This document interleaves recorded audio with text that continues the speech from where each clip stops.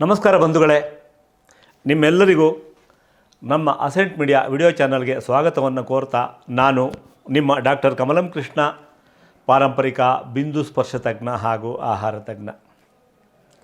ಬಂಧುಗಳೇ, ನಾವು ಒಂದು ಉನ್ನತಿಗೋಸ್ಕರ ಸಮಾಜದಲ್ಲಿ ಮತ್ತಷ್ಟು ಎತ್ತರಕ್ಕೆ ಬೆಳಿಬೇಕು ಅಂಥೇಳಿ, ಒಂದಷ್ಟು ಧನ ಸಂಪಾದನೆ ಮಾಡಬೇಕು ಅಂಥೇಳಿ, ಮತ್ತೊಂದಷ್ಟು ಕೀರ್ತಿಯನ್ನು ಸಂಪಾದನೆ ಮಾಡಬೇಕು ಅಂಥೇಳಿ, ಹೀಗೆ ಹಲವು ಭಾಷೆಗಳನ್ನು ಇದಕ್ಕೋಸ್ಕರ ಕಲ್ತ್ಕೊಳ್ತೀವಿ. ಉದಾಹರಣೆಗೆ ನಮ್ಮ ಮಾತೃಭಾಷೆ ಕನ್ನಡ ಅಂತ ಅಂದ್ಕೊಂಡ್ರೆ, ಇದಕ್ಕೆ ಇನ್ನಷ್ಟು ಹೆಚ್ಚು ಮಾಡಿಕೊಳ್ಳಿಕ್ಕೆ ನಮ್ಮ ಅಕ್ಕಪಕ್ಕದ ರಾಜ್ಯದ ಭಾಷೆಗಳಿರ್ಬೋದು, ಅಂದರೆ ತೆಲುಗು, ತಮಿಳು, ಮಲಯಾಳಮ್ಮು. ಇನ್ನಷ್ಟು ಮುಂದಕ್ಕೆ ನಾನು ಇನ್ನಷ್ಟು ದೂರಕ್ಕೆ ಹೋಗಿ ಕರ್ಮಿಸ್ಬೇಕು ಅಂತಂದರೆ ಒಂದು ಹಿಂದಿ ಭಾಷೆ.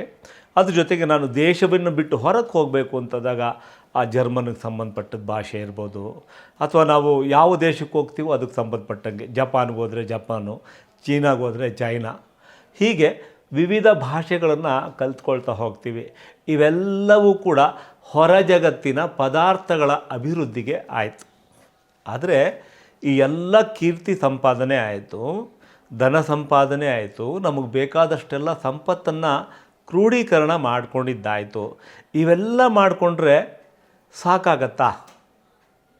ನಾವು ಆರೋಗ್ಯವಾಗಿ ಬದುಕಲಿಕ್ಕೆ ಸಾಧ್ಯನಾ? ಎಷ್ಟು ಕೀರ್ತಿ ಇದ್ದರೆ ನಾವು ಆರೋಗ್ಯವಾಗಿ ಬದುಕ್ತೀವಿ? ಎಷ್ಟು ಸರ್ಟಿಫಿಕೇಟ್ಗಳಿದ್ದರೆ ನಾವು ಆರೋಗ್ಯವಾಗಿ ಬದುಕ್ತೀವಿ? ಎಷ್ಟು ಧನ ಸಂಪಾದನೆ ಮಾಡಿದ್ರೆ ಆರೋಗ್ಯವಾಗಿ ಬದುಕ್ತೀವಿ? ಇದಕ್ಕೆ ಯಾವುದಾದ್ರೂ ಒಂದು ಮಿತಿ ಇದೆಯಾ? ಖಂಡಿತ ಇಲ್ಲ. ನಾನು ಆರೋಗ್ಯವಾಗಿ ಇರಲಿಕ್ಕೆ ಅಂತೇಳಿ ಈಗಾಗಲೇ ಎಲ್ಲ ಪ್ರಾಣಿಗಳಲ್ಲೂ ಭಗವಂತ ಒಂದು ಭಾಷೆನ ಇಟ್ಟಿದ್ದಾನೆ. ಅದನ್ನೇ ದೇಹ ಭಾಷೆ ಅಂತ ಕರಿತೀವಿ.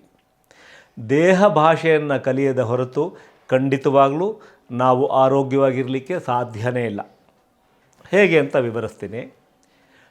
ಉತ್ತಮವಾದ ಆರೋಗ್ಯ ಇದೆ ಅಂತಂದರೆ, ನನಗೆ ಬೆಳಗ್ಗೆ ಎದ್ದ ಕೂಡಲೇ, ಬೆಳಗ್ಗೆ ಅಂದರೆ ಬ್ರಾಹ್ಮಿ ಮುಹೂರ್ತದಲ್ಲಿ ಏಳಬೇಕು ಅಂತಿದೆ. ಕನಿಷ್ಠ ಸೂರ್ಯ ಹುಟ್ಟುವುದಕ್ಕೆ ಮುಂಚೆ ಜಗತ್ತಿನ ಎಲ್ಲ ಪಶು ಪ್ರಾಣಿ ಪಕ್ಷಿಗಳು ಎದ್ದಿರುತ್ತೆ, ನಮ್ಮ ಮನೆಯ ಸಾಕು ಪ್ರಾಣಿಗಳನ್ನು ಬಿಟ್ಟು. ಸೊ ಹಾಗಾಗಿ ಇದನ್ನೆಲ್ಲ ಗಮನಿಸ್ತಾ ಹೋದರೆ ಬೆಳಗ್ಗೆ ಸೂರ್ಯ ಹುಟ್ಟೋಕ್ಕೆ ಮುಂಚೆ ನಾವು ಹೇಳ್ತೀವಿ, ನಮಗೆ ಹೇಳೋಕ್ಕಾದ್ರೇ ಆರೋಗ್ಯ ಇದೆ ಅಂತ. ಎದ್ದಾಗ ಉತ್ಸಾಹದಿಂದ ಕೆಲಸ ಮಾಡ್ತೀವಿ, ನಮಗೆ ಕೆಲಸ ಮಾಡಲಿಕ್ಕೆ ಉತ್ಸಾಹ ಇದೆ ಅಂತಂದರೆ ನನ್ನಲ್ಲಿ ಆರೋಗ್ಯ ಚೆನ್ನಾಗಿದೆ. ಅಥವಾ ಎದ್ದಾಗ ನಾನು ಇನ್ನೊಂದು ಸ್ವಲ್ಪ ಹೊತ್ತು ಮಲಗಬೇಕಾಗುತ್ತೆ, ನನಗೇನೋ ತಲೆನೋವು, ಮೈ ಹಿಡ್ಕೊಂಡಿದೆ, ಇನ್ನೇನೋ ಆಗುತ್ತೆ, ಈ ಥರದ ಕಾರಣಗಳು ಹೇಳ್ತಾ ಹೋಯಿತು ಅಂದರೆ ಖಂಡಿತವಾಗ್ಲೂ ನಮ್ಮಲ್ಲಿ ಆರೋಗ್ಯ ಕೊರತೆ ಇದೆ ಅಂತಲೇ ಅರ್ಥ. ಹಾಗೆ ಇನ್ನೊಂದು ಅಂಶ, ಬೆಳಗ್ಗೆ ಎದ್ಮೇಲೆ ನಾವು ಮೊದಲನೇದಾಗಿ ನಮ್ಮನ್ನು ದೇಹ ಶುದ್ಧ ಮಾಡ್ಕೊಳ್ಳೋದ್ರ ಕಡೆ ಗಮನ ಕೊಡ್ತೀವಲ್ವ. ಸೊ ಹಾಗೆ ಗಮನ ಕೊಡಬೇಕಾದ್ರೆ ನಾವು ಬಾತ್ರೂಮ್ಗೆ ಅಂತಂದರೆ ನಾವು ಇದಕ್ಕೆ ಹೋದಾಗ, ಮಲವಿಸರ್ಜನೆ ಮಾಡೋಕ್ಕೆ ಹೋದಾಗ ಸುಲಭವಾಗಿ ಸರಳವಾಗಿ ಮಲವಿಸರ್ಜನೆ ಆಗಬೇಕು. ಹೇಗೆ ಪ್ರಾಣಿಗಳಲ್ಲೆಲ್ಲ ಆಗೋದನ್ನು ನೋಡ್ತೀವಲ್ವ, ಸಾಮಾನ್ಯವಾಗಿ ನಮಗೆ ಚೆಂದಾಗಿ ಕಾಣೋದು ಅಂತಂದರೆ, ಈಗ ಗೋವುಗಳೇ ಇಲ್ಲ, ಆದರೂ ಕೆಲವು ಕಡೆ ಸಿಕ್ಕಿದಾಗ ನೋಡ್ಬೋದು, ಗೋವುಗಳು ಸಗಣಿ ಹಾಕೋದು ನೋಡಿದ್ದೀವಿ. ಕಷ್ಟಪಡಲ್ಲ, ಆರಾಮಾಗಿ ಅದ್ರ ಪಾಡ್ಗೆ ಅದು ಹಾಕತ್ತೆ. ಅಂದರೆ ಅಷ್ಟರ ಮಟ್ಟಿಗೆ ಅದು ಒಳಗಡೆ ಅದ್ರ ಪ್ರೋಸೆಸ್ಸೆಲ್ಲ ಮುಗಿದಿರುತ್ತೆ. ಹಾಗೆ ನಾವು ತೆಗೆದುಕೊಂಡಂಥ ಆಹಾರ ಪೂರ್ತಿ ಪ್ರೋಸೆಸ್ ಆಗಿದ್ದರೆ ಸುಲಭವಾಗಿ ನಮಗೆ ಮಲವಿಸರ್ಜನೆ ಆಗಬೇಕು. ಹೀಗೆ ಮಾಡಿಕೊಂಡಾಗ ಈ ಎರಡು ಅಂಶಗಳಲ್ಲಿ ನನ್ನ 50% ಆರೋಗ್ಯ ಇದೆ. ಆಮೇಲಿಂದ ಮತ್ತೆ ನನಗೆ ಚೆನ್ನಾಗಿ ಹಸಿವಾಗ್ತಿದೆ. ಹಸಿವು ಚೆನ್ನಾಗಿ ಆಗ್ತಿದೆ ಅಂತಂದರೆ ನನ್ನ ಎಲ್ಲ ಅಂಗಾಂಗಗಳು ಶಕ್ತಿಯುತವಾಗಿದೆ, ಚೆನ್ನಾಗಿ ಕೆಲಸ ಮಾಡ್ತಿದೆ. ಸೊ ಮೂರನೇ ಭಾಗ 75% ನನ್ನ ಆರೋಗ್ಯ ಚೆನ್ನಾಗಾಗೋಯ್ತು. ಇನ್ನೊಂದು ಅಂಶ ಇದೆ. ನಾವು ಅಕಸ್ಮಾತ್ ಮಲಗಿದಾಗ ನಿದ್ದೆ ಬಂತು, ಮಲಗಿದ ತಕ್ಷಣ ಆರಾಮಾಗಿ ಯಾವುದೇ ಚಿಂತೆ ಇಲ್ಲ, ತಂಟೆ ತಕರಾರಿಲ್ಲ, ನಿದ್ದೆಗೋಸ್ಕರ ನಾನು ತಲೆ ಕೆರ್ಕೊಳ್ಳೋದು, ಹೊರಳೋದು, ಮಾಡೋದು ಏನೂ ಇಲ್ಲದೆ ಸುಲಭವಾಗಿ ಬಂತು ಅಂದರೆ ನನ್ನ ಪರಿಪೂರ್ಣ ಆರೋಗ್ಯ ಇದೆ ಅಂತ ಅರ್ಥ. ಇದೇ ದೇಹ ಭಾಷೆ. ದೇಹ ಹೇಳ್ತಾ ಹೋಗುತ್ತೆ, ದಾಹದ ರೂಪದಲ್ಲಿ ನನಗೆ ನೀರು ಕೇಳುತ್ತೆ. ಇವತ್ತಿನ ದಿವಸ ಇಷ್ಟು ತೂಕ ಇರೋರು ಇಷ್ಟು ನೀರು ಕುಡಿಬೇಕು. ಯಾವ ಸೀಸನ್ಗೆ ಯಾವತ್ತಿಗದು, ಏನು ಆಹಾರ ತೊಗೊಂಡಾಗ ಅಷ್ಟು ನೀರು ಕುಡಿಬೇಕು ಗೊತ್ತಿಲ್ಲ, ಒಂದು ಲೆಕ್ಕಾಚಾರ ಅಷ್ಟೆ. ಆದರೆ ಭಗವಂತ ನನಗೆ ಎಷ್ಟು ನೀರು ಬೇಕೋ ಅಷ್ಟನ್ನು ಕೇಳಲಿಕ್ಕೆ ದೇಹದಲ್ಲಿ ಈ ನಮ್ಮ ಗಂಟಲಲ್ಲಿ ಪಸೆ ಇಂಗತ್ತಲ್ವ, ನನ್ನ ದಾಹ ಬರುತ್ತಲ್ವ, ಅದರ ಮೂಲಕ ನನ್ನ ದೇಹ ತನ್ನ ಅಗತ್ಯವನ್ನು ಹೇಳುತ್ತೆ. ಇದು ದೇಹ ಭಾಷೆ. ದಾಹವನ್ನು ಗಮನಿಸಿದರೆ ನಾವು ಯಾರೂ ಕೂಡ ಹೆಚ್ಚು ನೀರು ತೊಗೊಳ್ಳಲ್ಲ, ಕಡಿಮೆನೂ ನೀರು ತೊಗೊಳ್ಳಲ್ಲ. ಅಂದರೆ ಒಂದು ಅಂಶ ನೆನಪಿಟ್ಕೋಬೇಕು, ನೀರನ್ನು ಕುಡಿಯೋ ಕ್ರಮವೂ ಕೂಡ ಬಹಳ ಮುಖ್ಯ. ನೀರನ್ನು ನಾವು ವೇಗವಾಗಿ ಕುಡಿದಷ್ಟು ಕೂಡ ನನ್ನ ದೇಹಕ್ಕೆ ಎಷ್ಟು ಅಗತ್ಯ ಅಂತಲೇ ನನಗೆ ಗೊತ್ತಾಗಲ್ಲ. ನಿಧಾನವಾಗಿ ಗುಟುಕಾಗಿ ತೊಗೊಂಡಾಗ ಏನಾಗುತ್ತೆ ಅಂದರೆ ನನ್ನ ದೇಹದ ನೀರಿನ ಅಗತ್ಯ ನನಗೆ ಗೊತ್ತಾಗತ್ತೆ. ಬೇಗ ದಾಹ ಇಂಗತ್ತೆ. ಎಷ್ಟು ನಿಧಾನವಾಗಿ ನೀರು ಕುಡಿತೀವೋ ಅಲ್ಪ ಪ್ರಮಾಣದಲ್ಲಿ ನಾವು ದಾಹವನ್ನು ಇಂಗಿಸ್ಕೋಬೋದು. ಆ ಮೂಲಕ ದೇಹ ಭಾಷೆ ನಾವು ಸ್ಪಂದಿಸಿದಾಗ ನೀರಿನ ಅಗತ್ಯ ಪೂರೈಕೆ ಆಗತ್ತೆ. ಹಶ್ವಾಗತ್ತೆ. ಹಶ್ವಾದಾಗಲೂ ಅಷ್ಟೇ ಗಬ ಗಬ ಗಬ ಗಬ ಅಂತ ತಿಂದೆ, ಎಷ್ಟು ತಿನ್ನಬೇಕು ಆ ಥರದ್ದು ಯಾವ ಲೆಕ್ಕಾಚಾರವೂ ಇಲ್ಲ. ಯಾವುದೇ ಒಬ್ಬ ಮನುಷ್ಯ ಪ್ರತಿನಿತ್ಯ ಒಂದೇ ವಾಲ್ಯೂಮ್ ಅಂದರೆ ಒಂದೇ ಪ್ರಮಾಣದಲ್ಲಿ ಊಟ ಮಾಡ್ತಾನೆ ಅಂತ ಹೇಳಿಕ್ಕೆ ಬರಲ್ಲ. ಏಕೆಂದರೆ ನಿತ್ಯದ ಚಟುವಟಿಕೆಗಳು ನಮಗೆ ಬದಲಾಗ್ತಾ ಹೋಗುತ್ತೆ. ನಿತ್ಯ ನಾವು ಕೇಳುವಂಥ ವಿಚಾರಗಳು ಬದಲಾಗ್ತಾ ಹೋಗುತ್ತೆ. ನಮ್ಮ ಸ್ಪಂದನೆ ಮತ್ತು ನಮ್ಮ ಪ್ರತಿಕ್ರಿಯೆ ಬೇರೆ ಬೇರೆ ಆಗತ್ತೆ. ಅದೆಲ್ಲದ್ರ ಮೇಲೂ ಕೂಡ ಇದು ಅವಲಂಬನೆಯಾಗಿ ನಮಗೆ ಹಸಿವು ಆಗತ್ತೆ. ಯಾವಾಗ ನಾವು ಆಹಾರವನ್ನೇ ಗಮನಿಸ್ತಾ ನಾವೇನು ತೊಗೊಳ್ತೀವೋ ಅದನ್ನು ನಾವು ಅದನ್ನು ಎಂಜಾಯ್ ಮಾಡ್ತಾ ಸಂತೋಷವಾಗಿ ಅದು ತೊಗೊಳ್ತಾ ಹೋದರೆ ಆ ಪ್ರತಿಯೊಂದು ಸ್ವಾದವನ್ನು ತೊಗೊಳ್ತಾ ಹೋದಾಗ ನನಗೆ ಎಷ್ಟು ಆಹಾರ ಬೇಕು ಅಂತ ಗೊತ್ತಾಗುತ್ತೆ.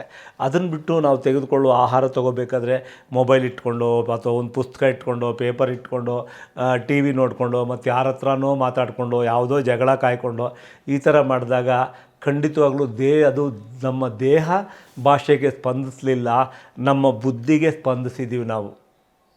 ನಾನೇನೋ ಒಂದು ಚಟುವಟಿಕೆ ಮಾಡಬೇಕು, ಅದಕ್ಕೆ ಸ್ಪಂದಿಸಿದಾಗ ಆ ಚಟುವಟಿಕೆ ಚೆನ್ನಾಗಾಗುತ್ತೆ. ಅದಕ್ಕೆ ಯಾವಾಗಲೂ ನನ್ನ ಗಮನ ಯಾವ ಕಡೆ ಇರುತ್ತೋ ಅದು. ಉದಾಹರಣೆಗೆ ಒಂದು ಪುಟ್ಟ ಮಗುನ ನಾವು ಪಾರ್ಕಿಗೆ ಕರ್ಕೊಂಡು ಹೋಗ್ತೀವಿ ಅಂತ ಹೇಳೋಣ. ನಾವು ಎಲ್ಲಿವರೆಗೂ ಅದ್ರ ಕಡೆ ಗಮನ ಕೊಟ್ಟಿರ್ತೀವಿ ಅದು ನಮ್ಮ ಒಂದು ಚೌಕಟ್ಟಿನಲ್ಲೇ ಆಡ್ತಾ ಇರುತ್ತೆ. ನಾವು ಅಕಸ್ಮಾತ್ ಈ ಕಡೆ ತಿರುಗಿ ಬೇರೆ ಯಾರ ಹತ್ರನೂ ಮಾತಾಡೋಕ್ಕೆ ಶುರು ಮಾಡಿದ್ರೆ ಅದೊಂದು 4 ಹೆಜ್ಜೆ ಬಲಕ್ಕೆ ಹೋಗುತ್ತೆ, ಎಡಕ್ಕೆ ಹೋಗುತ್ತೆ, ಇನ್ನೆಲ್ಲೋ ಹೋಗುತ್ತೆ. ಹಾಗೆಯೇ ನಮ್ಮ ಪೂರ್ಣ ದೇಹದ ಕಡೆಗೆ ನಾವು ಗಮನ ಕೊಟ್ಟಾಗ ಅದೆಲ್ಲವೂ ಚೆನ್ನಾಗಿ ಕೆಲಸ ಮಾಡುತ್ತೆ. ಅದೇನು ನಮಗೆ ಮೆಸೇಜನ್ನು ಕಳಿಸುತ್ತಲ್ಲ, ಆ ಎಲ್ಲ ಮಾಹಿತಿ ಏನೇನು ಕೊಡುತ್ತೆ ಅದಕ್ಕೆ ನಾವು ಸ್ಪಂದಿಸ್ತಾ ಹೋದಾಗ ಅದು ಆಗಾಗಲೇ ಒಂದಷ್ಟು ಶಕ್ತಿಶಾಲಿಯಾಗಿ ಚೆನ್ನಾಗಿ ಕೆಲಸ ಮಾಡಲಿಕ್ಕೆ ಶುರು ಆಗುತ್ತೆ. ಅದಾದಮೇಲೆ ಆಯಾಸ ಆಗುತ್ತೆ. ಆಯಾಸ ಆದಾಗ ಏನು ಮಾಡಬೇಕು? ವಿಶ್ರಾಂತಿ ಪಡಿಬೇಕು. ಇವತ್ತಿನ ದಿವಸ ಇಡೀ ಜಗತ್ತು ಸೋಲ್ತಾ ಇರೋದು ವಿಶ್ರಾಂತಿ ಪಡೆಯೋದ್ರಲ್ಲೇ. ಏನು ಕಾರಣ ಅಂತಂದರೆ ನಾವು ರಾತ್ರಿ ಆದರೆ ಮಲಗಬೇಕು. ಪಕ್ಷಿಗಳನ್ನು ಗಮನಿಸಿ, ಸೂರ್ಯ ಮುಳುಗೋ ಹೊತ್ತಲ್ಲಿ ಎಲ್ಲ ವಾಪಸ್ ತಮ್ಮ ಮನೆಗೆ ಹೋಗ್ತವೆ, ಹೋಗಿ ರೆಸ್ಟ್ ತೊಗೊಳ್ತವೆ, ವಿಶ್ರಾಂತಿ ಪಡಿತವೆ. ಅವು ಯಾವತ್ತೂ ಯಾವುದೂ ಒಂದು ಕಾಯಿಲೆ ಅಂತೇಳಿ ಆಸ್ಪತ್ರೆಗೆ ಹೋದದ್ದಿಲ್ಲ. ಇರುವ ಜೀವನ ಪೂರ್ತಿ ಆರೋಗ್ಯವಾಗಿ ಕಳೀತವೆ. ಸೊ ಹಾಗಿದ್ದಾಗ ಎಲ್ಲ ಸಮಸ್ಯೆಯನ್ನು ಮನುಷ್ಯನಿಗೆ ಯಾಕೆ ಅಂದರೆ ಪ್ರಕೃತಿಗೆ ವಿರುದ್ಧವಾಗಿ ಕೆಲಸ ಮಾಡ್ತಿದ್ದಾನೆ. ನಾನು ನಿದ್ದೆಗೆಟ್ಟು ರಾತ್ರಿಯಲ್ಲಿ ಕೆಲಸ ಮಾಡಿದ್ರೆ ನನಗೆ ಸ್ವಲ್ಪ ಹೆಚ್ಚು ಧನ ಬರುತ್ತೆ ಅಥವಾ ಒಂದು ಕೀರ್ತಿ ಬರುತ್ತೆ. ಈ ಕಾರಣಕ್ಕೆ ರಾತ್ರಿ ನಿದ್ದೆಗೆಟ್ಟು ನಾವು ಕೆಲಸ ಮಾಡ್ತೀವಿ. ಒಂದು ಹಂತದವರೆಗೂ ಒಂದು 30 ವರ್ಷ 35 ವರ್ಷ ಮ್ಯಾಕ್ಸಿಮಮ್ ಅಂದರೆ ಒಂದು 40 ವರ್ಷದವರೆಗೂ ಚೈತನ್ಯ ಚೆನ್ನಾಗಿದ್ದಾಗ ಏನಾಗುತ್ತೆ ಅಂದರೆ ಅವೆಲ್ಲವೂ ದೇಹ ಸಂಭಾಳಿಸುತ್ತೆ, ಹೇಗೋ ಸಂಭಾಳಿಸುತ್ತೆ. ಒಂದಷ್ಟು ನಿದ್ದೆಗೆಟ್ಟಾಗಲೂ, ಒಂದಷ್ಟು ಸಮಯ ಊಟ ಸರಿಯಾಗಿ ಮಾಡದೇ ಇದ್ದಾಗಲೂ ಅವೆಲ್ಲವೂ ಆಗುತ್ತೆ. ಯಾವಾಗ ಅದಾದಮೇಲೆ ದೇಹ ಸೂಕ್ಷ್ಮ ಆಗ್ತಾ ಹೋಗುತ್ತಲ್ಲ, ಆಗ ಖಂಡಿತವಾಗ್ಲೂ ನಾವು ದೇಹ ಭಾಷೆಗೆ ಹೊಂದ್ಕೊಳ್ಳೇಬೇಕು. ಇಲ್ಲದವರೆ ಖಂಡಿತವಾಗ್ಲೂ ಆರೋಗ್ಯವಾಗಿರಲಿಕ್ಕಾಗಲ್ಲ. ಹಾಗಾಗಿ ಅದು ಕೇಳಿದಾಗ ವಿಶ್ರಾಂತಿ ಕೊಟ್ಟರೆ ತನ್ನಷ್ಟಕ್ಕೆ ತಾನೇ ಚೈತನ್ಯಮಯ ಆಗುತ್ತೆ. ಪ್ರಕೃತಿಯಿಂದ ತಗೊಳ್ಳೋ ಚೈತನ್ಯನೇ ನೇರ ಏನು ಚೈತನ್ಯ ತಗೊಳ್ಳುತ್ತೆ ಅದೇ ಹೆಚ್ಚು. ನಾವು ತೆಗೆದುಕೊಳ್ಳುವ ಆಹಾರದಿಂದ ತಗೊಳ್ಳುವಂಥ ಎಲ್ಲ ಚೈತನ್ಯ ದೇಹಕ್ಕೆ ಬರುವಂಥ ಶಕ್ತಿ ಪ್ರಮಾಣ ಏನಂದರೆ ಅದು ಅತ್ಯಲ್ಪ. ಹಾಗಾಗಿ ಇವುಗಳನ್ನು ಗಮನಿಸ್ತಾ ಹೋಗಬೇಕು. ಸರಿ ಆಯಿತು, ನಾವಿಲ್ಲಿ ಎಲ್ಲೋ ದೋಷ ಮಾಡಿದ್ದೀವಿ ಅಂದರೆ ಅದು ಕೇಳಿದಾಗ ಆಹಾರ ಕೊಟ್ಟಿಲ್ಲ, ಕೇಳಿದಾಗ ನೀರು ಕೊಟ್ಟಿಲ್ಲ, ಅಥವಾ ಅತಿಯಾಗಿ ನೀರು ಕೊಟ್ವಿ, ಈಗ ಸಮಯ ಸಿಕ್ತು ನೀರು ಕುಡಿಯೋದು, ಈಗ ಸಮಯ ಸಿಕ್ತು ಊಟ ಮಾಡೋದು. ನನ್ನ ಊಟದ ಟೈಮ್ ಇಷ್ಟೇ ಇರೋದು, ಅಶ್ವಿದ್ಧ ಇದೆಯೋ ಬಿಡುತ್ತೋ ಈ ಸಮಯದಲ್ಲಿ ನಾನು ಊಟ ಮಾಡಬೇಕು, ಚೆನ್ನಾಗಿ ಊಟ ಮಾಡಿಬಿಡೋದು. ಅಕಸ್ಮಾತ್ ನನಗೆ ಅಶ್ವಾದಾಗ ಊಟ ಮಾಡೋಕ್ಕೆ ಟೈಮ್ ಇರಲ್ಲ, ಅದಕ್ಕೋಸ್ಕರ ಅಡ್ವಾನ್ಸಾಗಿ ತಿಂದ್ಬಿಡೋದು. ಈ ತಪ್ಪುಗಳನ್ನೆಲ್ಲ ಮಾಡ್ತಾ ಮಾಡ್ತಾ ಮಾಡ್ತಾ ಮಾಡ್ತಾ ಏನಾಗುತ್ತೆ ಅಂದರೆ ದೇಹದಲ್ಲಿ ಬೇರೆ ಬೇರೆ ಬೇರೆ ಬೇರೆ ಜಾಗದಲ್ಲಿ ಬೇರೆ ಬೇರೆ ಅಂಗಾಂಗಗಳಲ್ಲಿ ವಿಷ ಸೇರ್ಕೊಳ್ತಾ ಹೋಗುತ್ತೆ. ವಿಷ ಅಂದರೆ ಏನೋ ಎಲ್ಲಿಂದನೋ ಬಂದದ್ದಲ್ಲ, ನಾವು ತೆಗೆದುಕೊಂಡಂಥ ಆಹಾರ ಪೂರ್ಣವಾಗಿ ಜೀರ್ಣ ಆಗದೇ ಇದ್ದಾಗ ಅಜೀರ್ಣವಾದದ್ದೇ ವಿಷ. ಎಲ್ಲ ರೋಗಗಳಿಗೂ ಅದೇ ಕಾರಣ. ಹಾಗಾದಾಗ ನಮ್ಮಲ್ಲೇನೋ ಒಂದು ಕಡೆ ನೋವು ಉಂಟಾಗುತ್ತೆ. ಯಾಕೆ ನೋವು ಉಂಟಾಗುತ್ತೆ? ಯಾವುದೋ ಸಂದುಗಳಲ್ಲಿ ಶಕ್ತಿ ಸಂಚಾರ ಇಲ್ಲ, ಯಾವುದೋ ಒಂದು ಮಾಂಸಖಂಡಗಳಲ್ಲಿ ಶಕ್ತಿ ಸಂಚಾರ ಇಲ್ಲ. ಅದು ಒಳಗೆ ಸೇರಿದಂಥ ವಿಷದಿಂದನೂ ಇರ್ಬೋದು, ಆಕಸ್ಮಿಕವಾಗಿ ನಡೆಯುವಂಥ ಘಟನೆಗಳು, ಬಿದ್ದದ್ದು ಎದ್ದದ್ದು ಅಥವಾ ಎಲ್ಲೋ ನಾವು ಕಿತ್ತಾಡಿದ್ದು ಜಗಳಾಡಿದ್ದು ಅದರಿಂದ ಆದಂಥ ಗಾಯಗಳಿಂದ ಕೂಡ ನಮಗಲ್ಲಿ ಒಂದು ಅಡೆತಡೆ ಉಂಟಾಗಿರ್ಬೋದು. ಅಂದರೆ ಚೈತನ್ಯ ಸಂಚಾರದ ಅಲ್ಲಿ ಕೂಡ ನೋವು ಬರುತ್ತೆ. ಅದನ್ನು ಗಮನಿಸ್ಕೋಬೇಕು. ಅದಾದಮೇಲೆ ನವ್ವೆ ಅಥವಾ ಕೆರೆತ ಬರುತ್ತೆ, ಕೆರ್ಕೊಳ್ತಾನೇ ಇರಬೇಕು ಅನಿಸುತ್ತೆ, ಇರೋಕ್ಕಾಗಲ್ಲ, ಮೈ ಕೈ ಆಡಿಸ್ತಾನೆ ಇರ್ತೀವಿ, ಇಲ್ಲಿ ನವ್ವೆ ಆಗುತ್ತೆ, ಇಲ್ಲಿ ನೋವಾಗುತ್ತೆ, ಮೈಯಲ್ಲಿ ಎಲ್ಲಿ ಬೇಕಾದ್ರೂ ಅದು ಆಗ್ತಾನೇ ಇರ್ಬೋದು. ಇವಕ್ಕೆಲ್ಲ ಏನು ಕಾರಣ? ಮೂಲ ಕಾರಣ ನನ್ನ ರಕ್ತ ಕೆಟ್ಟಿದೆ, ರಕ್ತದಲ್ಲಿ ಮಲಿನತೆ ಹೆಚ್ಚಾಗಿದೆ. ನಾನು ತೆಗೆದುಕೊಂಡಂಥ ಆಹಾರ ಮೊದಲನೇದಾಗಿ ಚೆನ್ನಾಗಿರಲಿಲ್ಲ, ತಾಜಾ ಇರಲಿಲ್ಲ, ಅಥವಾ ತೆಗೆದುಕೊಂಡಂಥ ಕ್ರಮ ಸರಿ ಇರಲಿಲ್ಲ. ಹಾಗಾಗಿ ಅದೇನಾಯಿತು ಅಂದರೆ ಒಳಗಡೆ ಆಹಾರ ಕೆಡಿತು, ಅದು ರಕ್ತಕ್ಕೆ ಸರಬರಾಜಾಯಿತು. ಯಾವುದೇ ಒಂದು ಆಹಾರ, ಕೆಟ್ಟ ಆಹಾರ ಸಣ್ಣ ಕರುಳಿನಲ್ಲಿ ಸೇರದೆ ರಕ್ತಕ್ಕೆ ಮಲಿನತೆ ಹೋಗಲಿಕ್ಕೆ ಅವಕಾಶ ಇಲ್ಲ. ಹಾಗಾಗಿ ಅದು ಸೇರಿದ್ದರಿಂದ ನವ್ವೆ ಅಥವಾ ಕೆರೆತ ಬಂತು. ಅದು ಯಾಕೆ ಬೇಕು ಅಂತ ನಾವು ತಿಳ್ಕೋಬೇಕು. ಆವಾಗ ಸುಲಭವಾಗಿ ನಾವೆಲ್ಲನೂ ಪರಿಹಾರ ಮಾಡ್ಕೋಬೋದು. ಅಥವಾ ತುಂಬ ಎಳ್ತಾ ಬಂತು, ಸ್ನಾಯು ಎಳ್ತ, ಸ್ನಾಯುಗಳಲ್ಲಿ ಆ ಸ್ನಾಯುಗಳು ಏನು ನಮ್ಮ ಮಸಲ್ ಫೈಬರ್ ಅಂತೀವಿ ಅದಿಲ್ಲ, ಯಾಕೆಂದರೆ ಅದಕ್ಕೆ ಬೇಕಾದಂಥ ಆಹಾರ ನಾವು ತೊಗೊಂಡಿಲ್ಲ. ಮತ್ತು ಅದಕ್ಕೆ ಬದಲಾಗಿ ಈ ಹಿಂದೆ ಹೇಳ್ದಂಗೆ ಭಾವನೆಗಳಲ್ಲಿ ವ್ಯತ್ಯಾಸವಾದಾಗಲೂ ಕೂಡ ಇದಾಗುತ್ತೆ. ಈ ರೀತಿ ಹಲವು ದೇಹನೇ ಹೇಳ್ತಾ ಹೋಗುತ್ತೆ, ಏನು ಬೇಕು ಏನು ಬೇಕು ಏನು ಬೇಕು, ಏನಾಗ್ತಿದೆ ಅಂತ ಹೇಳ್ತಾ ಹೋಗುತ್ತೆ. ನಾವು ಅದನ್ನು ಅರ್ಥ ಮಾಡಿಕೊಂಡ್ರೆ, ಅದರ ಜ್ಞಾನವನ್ನು ಪಡ್ಕೊಂಡ್ರೆ, ದೇಹ ಏನು ಹೇಳ್ತಿದೆ ಅಂತ ದೇಹಕ್ಕೆ ನಾವು ಮನಸ್ಸು ಕೊಟ್ಟು ಕೇಳಿದಾಗ ನನಗೇನು ಬೇಕು ಅಂತ ಗೊತ್ತಾಗುತ್ತೆ. ಯಾವುದೇ ಒಂದು ಪರಿಸ್ಥಿತಿ, ದೇಹದಲ್ಲಿ ಯಾವುದೇ ಒಂದು ತೊಂದರೆ ಅನ್ನೋವಂಥ ಪರಿಸ್ಥಿತಿ, ನೋವಿರ್ಬೋದು, ಉರಿ ಇರ್ಬೋದು, ಮತ್ತೊಂದಿರ್ಬೋದು, ಜ್ವರ ಇರ್ಬೋದು, ಏನು ಬರಲಿ, ಈ ಥರದ್ದು ಏನು ಆದಾಗಲೂ ಕೂಡ ಮೊದಲ ಇದು ಕ್ರಮ ಏನು ನಾವು ತೆಗೆದುಕೋಬೇಕಾದ್ದು ಅಂದರೆ ನನ್ನ ದೇಹಕ್ಕೆ ವಿಶ್ರಾಂತಿ, ನನ್ನ ಮನಸ್ಸಿಗೆ ವಿಶ್ರಾಂತಿ, ಅದೇ ಮೊದಲನೇ ಕ್ರಮ. ನೀವು ಅದನ್ನು ಮಾಡಿಕೊಂಡಾಗಲೇ ಸಾಕಷ್ಟು ಬದಲಾವಣೆ ಆಗ್ತಾ ಹೋಗುತ್ತೆ. ನಾವು ಅದು ವಿಶ್ರಾಂತಿ ಮಾಡಿನೇ ಅನುಭವಿಸ್ಬೇಕೇ ಹೊರತು ನಾವು ಥಿಯರಿ ಹೇಳಿದ್ರೆ ಏನು ಉಪಯೋಗ ಇಲ್ಲ. 2 ಸಲ ವಿಶ್ರಾಂತಿ ಮಾಡಿದ್ರೆ ಏನಾಗುತ್ತೆ ಅಂತ ನಾನು ಹೇಳಿದ್ರೆ ಅದು ಅರ್ಥ ಆಗಲಿಕ್ಕೆ ಸಾಧ್ಯ ಇಲ್ಲ.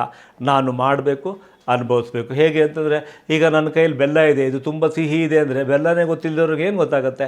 ಅದನ್ನು ಕೊಡಬೇಕು, ಕೊಟ್ಟಾಗಲೇ ಅದು ರುಚಿ ಗೊತ್ತಾಗೋದು. ಹಾಗೆ ಈ ರೀತಿ ನಮ್ಮ ದೇಹದ ಭಾಷೆಯನ್ನು ನಾವು ಅರ್ಥ ಮಾಡ್ಕೊಳ್ತಾ ಹೋದರೆ, ದೇಹ ಹೇಳಿದ ಮಾತು ಕೇಳ್ತಾ ಹೋದರೆ, ಈಗ ನಾವೆಲ್ಲ ಏನು ಔಷಧೋಪಚಾರಕ್ಕೆ ಅಂತ ಹೋಗ್ತೀವಲ್ಲ, ಕನಿಷ್ಠ ಅರ್ಧದಷ್ಟಾದರೂ ನಾವು ಅದಕ್ಕೆ ಹೋಗೋದ್ರಿಂದ ತಪ್ಪಿಸ್ಕೊಳ್ತೀವಿ. ಇನ್ನು ಉಳಿದದ್ದು ಹೇಳಿದ್ನಲ್ಲ, ಮನಸ್ಸು, ಅದು ಕೊಡಬೇಕು. ಯಾಕೆ? ಸಮಯಕ್ಕೆ ಸರಿಯಾಗಿ ಮಲಗಬೇಕು, ಸಮಯಕ್ಕೆ ಸರಿಯಾಗಿ ಏಳಬೇಕು. ಇದೇನು ಅಂದರೆ ಮೊಟ್ಟೆ ಮೊದಲ ಕೋಳಿ ಮೊದಲ ಅಂತ ಒಂದು ಮಾತಿದೆ, ಗಾದೆ ಮಾತಿದೆ. ಅಂದರೆ ಮೊದಲು ಮಲಗಬೇಕಾ, ಮೊದಲು ಏಳಬೇಕಾ? ಇದೊಂದು ವ್ಯತಿರಿಕ್ತವಾದ ಇದು ಪ್ರಶ್ನೆ ಆಗುತ್ತೆ, ಒಂಥರ ಕಗ್ಗಂಟಾಗಿರುವಂಥದ್ದು. ತುಂಬ ಸರಳ. ಬೇಗ ಮಲಗಿದ್ರೆ ಬೇಗ ಹೇಳ್ತೀವಿ, ಬೇಗ ಇದ್ದರೆ ಬೇಗ ಮಲಗ್ತೀವಿ, ಇಷ್ಟೇ. ನಾವು ಎಲ್ಲರೂ ಸಾಮಾನ್ಯ ಅಲಾರಾಮ್ ಇಟ್ಕೊಂಡು ಮಲಗಬೇಕು. ಅಲಾರಾಮ್ ಇಟ್ಕೊಂಡು ಹೇಳ್ತಾ ಇದ್ದೀವಲ್ಲ, ಆವಾಗ ಅರ್ಧ ನಿದ್ದೆಯಲ್ಲಿ ಹೇಳೋ ಅವಕಾಶವೂ ಇದೆ. ಆದರೆ ಅಲಾರಾಮ್ ಇಟ್ಕೊಂಡು ನಾವು ಬೇಗ ಮಲಗೋ ಅಭ್ಯಾಸ ಮಾಡಿದ್ರೆ, ನಮ್ಮ ಪ್ರಕೃತಿಗೆ ಹೊಂದಿಕೊಂಡು ಕತ್ಲಾದ 1-2 ಮುಹೂರ್ತ ಆಗ್ತಾ ಇದ್ದಂಗೆ ನಾವು ಮಲಗೋಕ್ಕೆ ಶುರು ಮಾಡಿದ್ರೆ, ಕನಿಷ್ಠ 4 ಮುಹೂರ್ತಗಳಾಗುವಷ್ಟರಲ್ಲಿ ನಿದ್ರೆಗೆ ಹೋದ್ವಿ ಅಂತಂದರೆ ಅತ್ಯಂತ ಸರಳವಾಗಿ ದೇಹಕ್ಕೆ ವಿಶ್ರಾಂತಿ ಸಿಗತ್ತೆ. ಹಾಗೆ ವಿಶ್ರಾಂತಿ ಸಿಕ್ಕಿದಾಗ ಯಾರೂ ಕೂಡ ಬೆಳಗ್ಗೆ ಬೇಗ ಹೇಳಲ್ಲ. ಆಯಾಸ ಅನ್ಸೋದು, ನನಗೆ ಯಾಕೋ ನಿಶ್ಶಕ್ತಿ ಅನಿಸೋದು, ಆ ಥರ ಆಗಲ್ಲ. ಅದಕ್ಕೆ ಒಂದೇ ಕಾರಣ ಏನು ಅಂತಂದರೆ, ಇದು ಆಹಾರ ಕ್ರಮ ಸರಿ ಇಲ್ಲ, ಮತ್ತು ನಾನು ಸರಿಯಾಗಿ ವಿಶ್ರಾಂತಿ ತೊಗೊಂಡಿಲ್ಲ ಅಂತ. ರಾತ್ರಿ ಬೇಗ ಮಲಗೋದ್ರಿಂದ ಎಷ್ಟು ನಮಗೆ ಅನುಕೂಲ ಇದೆ ಅಂತಂದರೆ, ವಿಟಮಿನ್ B12 ಅನ್ನೋದು ಈಗ ಸರ್ವೇ ಸಾಮಾನ್ಯವಾಗಿ ಎಲ್ರಿಗೂ ಕಡಿಮೆ ಇದೆ ಅಂತಾರೆ. ಭಾರತಾದ್ಯಂತ ಕನಿಷ್ಠ 70% ಜನಕ್ಕೆ ಅದು ಕಡಿಮೆ ಇದೆ ಅಂತ ಹೇಳ್ತಾರೆ. ಅಂದರೆ ಕನಿಷ್ಠ 70% ಜನರ ಜೀವನ ಕ್ರಮ ಸರಿ ಇಲ್ಲ. ಯಾರೂ ಕೂಡ ಸರಿಯಾದ ಸಮಯಕ್ಕೆ ಮಲಗ್ತಾ ಇಲ್ಲ ಅಂತ ಅರ್ಥ. ನಾವು ಸುಮ್ಮನೆ ಮಲಗಿದ್ರೇ ಚಂದ್ರನಿಂದ ನಮಗೆ ಅದು ನಮ್ಮ ದೇಹಕ್ಕೆ ಎಷ್ಟು ಬೇಕೋ ಅಷ್ಟು ದೇಹ ತೊಗೊಳ್ತಾ ಹೋಗುತ್ತೆ. ಅದಕ್ಕೋಸ್ಕರ ನಾವು ಯಾವುದೋ ಗುಳಿಗೆನೋ ಅಥವಾ ಇನ್ನೇನೋ ರಾಸಾಯನಿಕಗಳು ಅಥವಾ ಇನ್ಯಾವುದೋ ಆಹಾರ ಹುಡ್ಕೋಗೋದಕ್ಕೆ ಬದಲಾಗಿ ಪ್ರಕೃತಿಯಿಂದ ನೇರ ತೊಗೋಬೋದು. ನಾವು ಬೇಗ ಎದ್ವಿ, ಚಟುವಟಿಕೆಯಿಂದಿದ್ವಿ ಅಂತಂದರೆ ವಿಟಮಿನ್ ಡಿ ಸುಲಭವಾಗಿ ಸಿಗುತ್ತೆ. ಇವತ್ತಿರುವಂಥ ದೊಡ್ಡ ಇದು ದೋಷ ಅಂತಂದ್ರೆ ಇದೇನೆ. ಯಾರಿನಾದರೂ ಕೇಳಿ 20 ವರ್ಷದವರೆಗೂ ಅದೇ ಸಮಸ್ಯೆ, 30 ವರ್ಷದವರೆಗೂ ಅದೇ ಸಮಸ್ಯೆ, ಎಲ್ಲರೂ ಚೆಕಪ್ ಅದೇನೆ. Vitamin B12, D vitamin, B ಇದೆರಡರಿಂದ ಓಡ್ತಾನೇ ಇದ್ದೀವಿ. ಬೇಕಾಗೇ ಇಲ್ಲ. ಬೇಗ ಮಲಗಿ, ಬೇಗ ಏಳಿ, ಚಟುವಟಿಕೆ ಎದ್ದಿರಿ, ಉತ್ಸಾಹದಿಂದ ಇರಿ, ಜೀವನವನ್ನು ಸಂತೋಷವಾಗಿ ಕಳೀತಾ ಇದ್ದರೆ, ಹೆಚ್ಚು ಒತ್ತಡ ಮಾಡಿಕೊಳ್ಳದೆ ನಿಮ್ಮ ನಿರಂತರ ಕೆಲಸ ಕಾರ್ಯಗಳನ್ನು ನಾವು ಮಾಡ್ತಾ ಹೋದರೆ ಖಂಡಿತವಾಗ್ಲೂ ದೇಹ ಭಾಷೆ ನಮಗೆ ಅರ್ಥ ಆಗ್ತಾ ಹೋಯಿತು ಅಂದರೆ, ನಿರಂತರ ನಾವು ದೇಹದ ಕಡೆ ಗಮನ ಕೊಡ್ತಾ ಹೋದರೆ ನಮ್ಮ ಆರೋಗ್ಯವನ್ನು ಕಾಪಾಡುವಲ್ಲಿ ನಮ್ಮ ದೇಹಕ್ಕೆ ಸಾಕಷ್ಟು ಉಪಕಾರ ಆಗತ್ತೆ. ಆ ಮೂಲಕ ನಾವು ಬೇರೆ ಯಾವುದೇ ಸಲಕರಣೆಗಳ ರಾಸಾಯನಿಕಗಳ ಸಹಾಯ ಇಲ್ಲದೆ ಕೂಡ ಖಂಡಿತವಾಗ್ಲೂ ಆರೋಗ್ಯವಾಗಿ ಇರ್ಬೋದು ಅಂತ ಹೇಳೋದ್ರೊಂದಿಗೆ ಈ ಸಂಚಿಕೆನ ಮುಗಿಸ್ತಾ ಇದ್ದೀನಿ. ಎಲ್ರಿಗೂ ನಮಸ್ಕಾರ. ಈ ಸಂಚಿಕೆ ಇಷ್ಟ ಆದರೆ ದಯವಿಟ್ಟು ನಿಮ್ಮ ಆಪ್ತರಿಗೆ ಎಲ್ಲರಿಗೂ ಶೇರ್ ಮಾಡಿ. ಯಾಕೆಂದರೆ ಇವತ್ತಿನ ದಿವಸ ಇಂತಹ ವಿಚಾರಗಳು ಬೇಕಾಗಿದೆ. ಆದರೆ ಇದು ಹೊಸ ವಿಚಾರ ಅಂದೇ ಹೋದರೂ ಕೂಡ ನಾವು ಮರ್ತೋಗಿದ್ದೀವಿ, ಇಗ್ನೋರ್ ಮಾಡಿದ್ದೀವಿ, ಅಂದರೆ ಉಡಾಫೆ ಮಾಡಿಬಿಟ್ಟಿರುವಂಥ ವಿಚಾರಗಳಿದ್ದರಿಂದ ಹಂಚಿ, ಸಾಧ್ಯವಾದಷ್ಟು ಹಂಚಿ. ಸೊ ಮತ್ತೆ ಇನ್ನಷ್ಟು ಉತ್ತಮವಾದ ವಿಡಿಯೋಗಳನ್ನ ಮಾಡಲಿಕ್ಕೆ ಪ್ರೋತ್ಸಾಹ ಕೊಡಬೇಕು ಅಂತ ಕೇಳ್ಕೊಳ್ಳೋದ್ರ ಜೊತೆಗೆ ಇವತ್ತಿನ ಈ ಸಂಚಿಕೆಯನ್ನು ಕೊನೆ ಮಾಡೋಣ. ಧನ್ಯವಾದಗಳು.